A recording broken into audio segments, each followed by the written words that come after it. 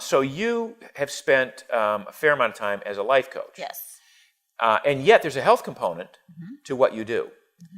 What I'm suggesting is that I would take a lot of life coaches and say, maybe there's a health component that's missing, and you might want to be trained in that area to add to all of the other facets that you deal with. Yeah. I talk to a lot of business coaches because business coaching has become a huge industry. I mean, a huge industry. I know a number of people who make $500,000 a year or more as business coaches. But what's interesting is when I talk to them about, well, so your client, has this big deal coming up, and they're traveling across the country, and you're sort of coaching them maybe on how to deal with a transaction in a negotiation.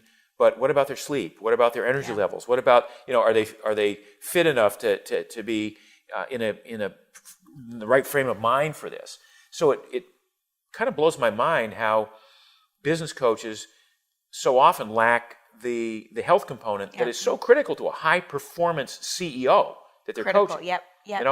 And by the way, I know in the field that you coach other people in as well, this business development field, and this, you don't have to be a CEO to get to need business coaching or to derive a strong benefit from business coaching.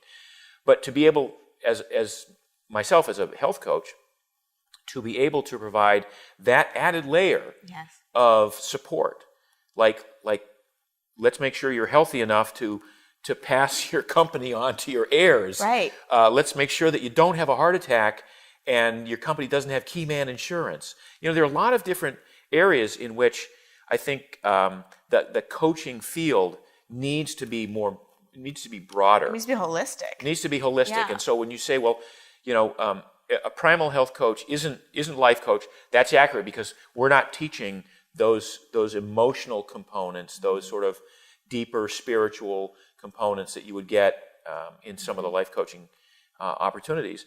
But that doesn't mean that they wouldn't be important to layer on at some point.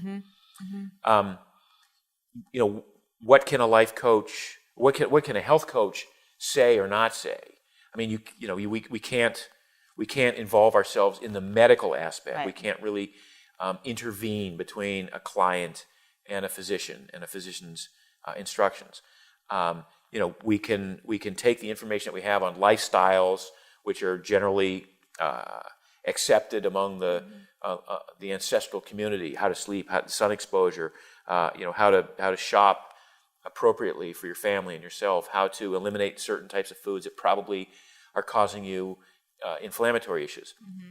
But we absolutely can't say throw the statins away. Don't tell your doctor I said this. Right. So there are some things where we have to be very clear that we're not in the medical field. We're in a coaching field. But I remember when I was not doing life coaching yet, just my knowledge about health, I could even, because a lot of times my clients didn't know what to ask their doctor, or were having physical symptoms that they weren't even going to the doctor about. So even being that advocate for, talk to your doctor about this.